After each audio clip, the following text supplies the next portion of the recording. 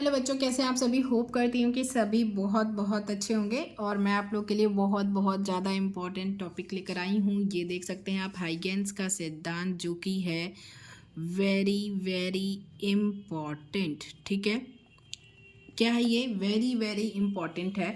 और ये कुछ बच्चों ने मुझे कमेंट किया था ये वाला मतलब सिद्धांत पढ़ाने के लिए। तो मैं जब मैंने इसके मतलब मैंने सोचा कि क्यों इसको अभी तक वीडियो इसकी नहीं डाली थी, क्योंकि मुझे लगा था कि ये तो बहुत ज़्यादा इजी है, इसमें कुछ है ही नहीं समझाने के लिए। लेकिन तभी भी कुछ बच्चों ने बोला मुझे, तो मैंने सोचा कि मतलब एक इजी वे में, जैसा कि मुझे लगता है, मैं आपको बता दूं ताकि एग्जाम में आपके मार्क्स ना कटें। ठीक है, तो चलो, अगर आ गया हाइगेंस का तरंग सिद्धांत तो आप कैसे लिखेंगे अगर आपने नहीं पढ़ा है तो। अगर आप ये वीडियो देख रहे हैं तब तो आप पढ़ ही लेंगे।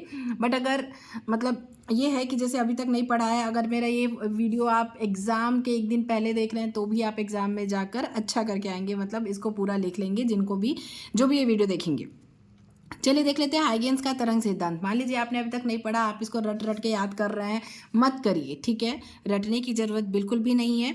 हाइगेंस का तरंग सिद्धांत के बारे में आपको बताना है। तो भाई अगर ये हमसे पूछ रहा है तो इसमें लिखना क्या है सबसे पहले। अगर ये हमें नहीं पता, ये हमने ढक लिया, ये हमें नहीं पता, ठीक है, आपको क्वेश्चन में दे दिया गया है कि हाइगेंस का तरंग सिद्धांत समझाओ या क्या है जो भी। ठीक है, तो इससे ये एक चीज़ तो पता चल रही है कि भाई कोई तरंग सिद्धांत है जिसको हाइगेंस नामक किसी वैज्ञानिक ने दिया है। ठीक है, तो आपको सबसे पहले तो इतना लिखना है।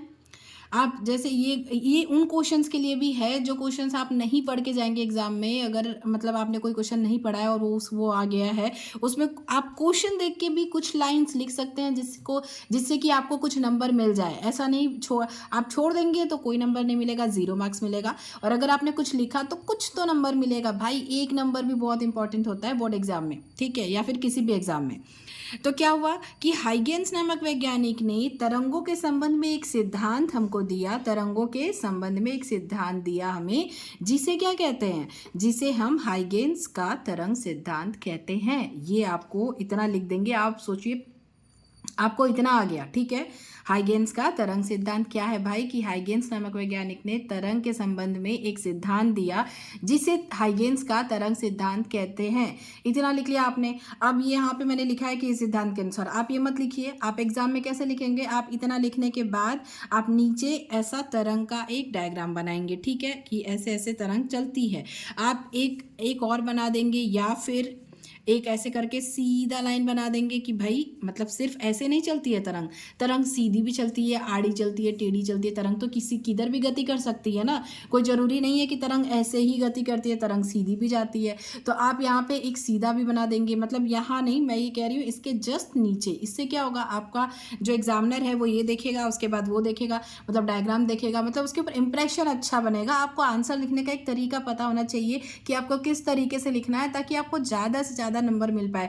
स्पेशली उन टॉपिक में ज़्यादा नंबर खींचना जिन टॉपिक के बारे में आपको कुछ भी नहीं आता है। मतलब अगर आपने बिल्कुल नहीं पढ़ा है तो भी आप कोई टॉपिक अच्छे से लिख सकते हैं। ठीक है, आपने ये डायग्राम बना दिया, उसके नीचे से आप लिखिए कि इस सिद्धांत के अनुसार। ठीक है, या फिर हाइगेंस के तरंग सिद्धांत के अनुसार। आप ऐसे लंबा करके भी लिख सकते हैं, क्योंकि एग्जाम में तो आप जितना क्लियर कट लिखें और जितना ज़्यादा लिखना हो, और ये इसमें कहीं गलत भी नहीं है कि हाइगेंस का तरंग सिद्धांत के अनुसार आप लिखेंगे तो वो सही है ना, उसमें कुछ गलत तो आप गाना तो लिख नहीं रहे हैं कोई, तो नंबर तो मिल नहीं है। ठीक है, तो इस तरीके से आप लिखेंगे। उसके बाद इसका पहला पॉइंट क्या है, प्रकाश तरंगों के रूप में गति करता है। भाई जो हमने जो डायग्राम के थ्रू बताया है वही हमने लिखा भी है कि प्रकाश क्या करता है, तरंगों के रूप में गति करता है। ये सीधी तरंग, आड़ी टेढ़ी, मतलब स्पाइरल वाला, कुछ भी किसी भी तरीके से तरंग जो है, सॉरी, प्रकाश जो है वो कैसे गति करता है, तरंगों के रूप में गति करता है। तो ये हमारा पहला पॉइंट हो गया, इसको रटने की जरूरत नहीं है। क्या करता है प्रकाश, तरंगों के रूप में गति करता है। अब प्रकाश की चाल, प्रकाश की जो चाल होती हो तो सबको याद होगी, नहीं याद होगी तो इसे याद कर लेना।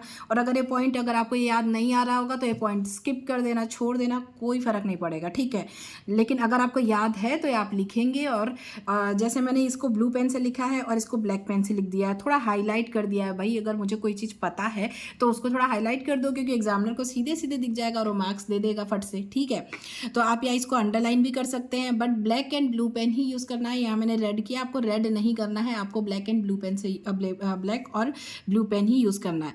तो फिर यहाँ पे मतलब आपने इसको अलग से लिखा तो ये अलग से दिखने लगा। ठीक है, तो प्रकाश की चाल क्या होती है, 3 × 10⁸ मीटर पर सेकेंड, ये होती है हमारी प्रकाश की चाल, ठीक है, या फिर उसका वेग होता है। तो अगर याद है तो लिखो, नहीं याद है तो मत लिखना, बिल्कुल तुक्का पुक्का मत मारना कि भैया ले गलत हो गया, तो इसके चक्कर में आपका ये पूरा बिगड़ेगा, ठीक है। पूरा नहीं बिगाड़ना है हमको, अगर आपको याद है तो लिखो, नहीं याद है तो मत लिखो, ठीक है। और नेक्स्ट हम इसके आगे बढ़ते हैं कि इनके अनुसार, मतलब भाई हाइगेंस के अनुसार और क्या था, तो इसको मत पढ़ो। हाइगेंस जो थे वो उन्होंने बोला कि ये क्यों दूसरे वैज्ञानिकों से अलग थे, क्योंकि इन्होंने बोला कि पूरा ब्रह्मांड एक ईथर का माध्यम है, मतलब पूरे ब्रह्मांड में जो एक माध्यम, जो हवा जो है वो क्या है, वो ईथर है, उसको उन्होंने ईथर बता दिया। ईथर क्या होता है, ईथर एक रंगहीन भारहीन, मतलब जिसमें कोई द्रव्यमान नहीं होता, किसी उसका कोई भार नहीं होता, वैसा एक माध्यम होता है, ठीक है। तो इनका कहना था कि उसी में तरंगे जो है, जो प्रकाश है वो तरंगों के रूप में उसी में गति करता है। सिर्फ इसी पॉइंट की वजह से इनका जो ये सिद्धांत था ये उस टाइम पे मतलब वैज्ञानिकों की नज़र में आ गया। उन्होंने बोला कि अरे भाई ऐसा कैसे हो सकता है, पूरा ब्रह्मांड एक ईथर माध्यम कैसे हो सकता है, तो यहीं पे फंस गए थे ये। तो इन्होंने क्या बताया था, इन्होंने बताया था इनके अनुसार ब्रह्मांड क्या था, ब्रह्मांड जो है, पूरा ब्रह्मांड एक ईथर का माध्यम होता है। और ये जो ईथर होता है इसमें न रंग होता है, न भार होता है, इसका कोई द्रव्यमान खुद का नहीं होता है। तो ये आपको बताना है, ठीक है। ये इतना याद रखना है कि हाइगेंस का सिद्धांत क्यों मतलब मना हो गया था, क्योंकि उन्होंने पूरे ब्रह्मांड को ईथर का माध्यम बता दिया था। ऐसे तो याद रख सकते हो ना, बहुत ज़्यादा टफ नहीं है। क्या क्या था, प्रकाश जो है वो तरंगों के रूप में गति करता है। प्रकाश की चाल 3 × 10⁸ मीटर पर सेकेंड होता है। और इनके अनुसार पूरा ब्रह्मांड एक ईथर का माध्यम होता है। ईथर क्या होता है, एक रंगहीन भारहीन द्रव्यमान, मतलब उसमें द्रव्यमान भी नहीं होता है, भारहीन माध्यम होता है, ठीक है। उसमें तरंगे जो है वो गति करती हैं, ऐसा उनका कहना था।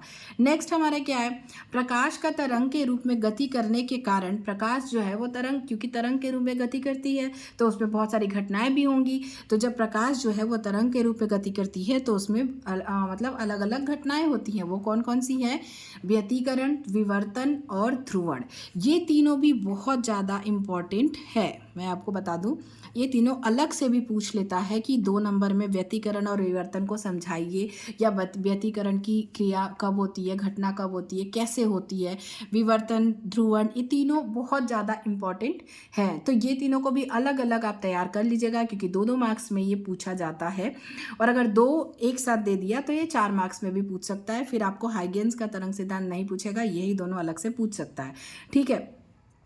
तो ये पूरा ये जो टॉपिक है, ये पूरा ये भी इसी के अंदर ही आता है। तो इसको आपको इसके अंदर ही इसको पढ़ना है, कम से कम पता होना चाहिए कि भाई व्यतिकरण क्या होता है, विवर्तन क्या होता है और ध्रुवण क्या होता है। कि अगर इसमें कुछ ऐसा मतलब ये आ जाए तो आप अपने मन से भी उसमें कुछ और ऐड करके आप लिख सके, जैसा कि मैंने इसको बताया इस टॉपिक को। इसमें रटने लायक कोई चीज़ नहीं है, आपको बस थोड़ा सा बुद्धि लगा के, दिमाग लगा के उस टाइम पे वैसे लिख लेना है, ठीक है। तो इसमें कुछ खास था नहीं, लेकिन तभी भी मैंने समझाया। अगर आप लोगों को समझ में आया होगा तो प्लीज़ वीडियो को लाइक कीजिएगा, दोस्तों के साथ शेयर करना बिल्कुल भी ना भूलिएगा। और अगर आपको कोई दूसरा टॉपिक समझना हो तो आप मुझे कमेंट कर सकते हैं, मैं ज़रूर ट्राई करूँगी आपको समझाने की। एग्जाम्स के लिए ऑल द बेस्ट, बने रहिएगा मेरे साथ, मैं और भी इंपॉर्टेंट टॉपिक आप लोग के लिए लेकर आती रहूँगी। Thank you, thanks for watching.